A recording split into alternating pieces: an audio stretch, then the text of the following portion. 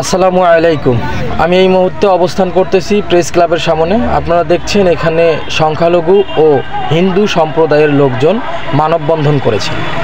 কারণ এটাই যে 5ই আগস্ট বৈষম্য বিরোধী ছাত্র আন্দোলনের যে কোটা আন্দোলন ছিল, যেখান থেকে সরকার পতন হয়েছে, 5ই আগস্টের পর থেকে শুরু হওয়া যে সংখ্যালঘু এবং হিন্দু সম্প্রদায়ের লোকের উপরে যে হামলা, জ্বালাও পোড়াও, লুটপাট করা হয়েছে, তাদের জন্য তারা আজ প্রেস ক্লাবের সামনে মানববন্ধন করেছেন।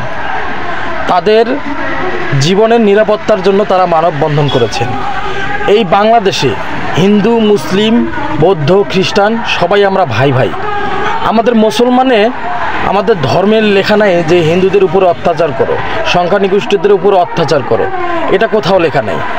আপনারা সরকার পতনের দাবিতে ছিলেন, সরকার পতন হয়েছে, আলহামদুলিল্লাহ, সমস্যা নাই।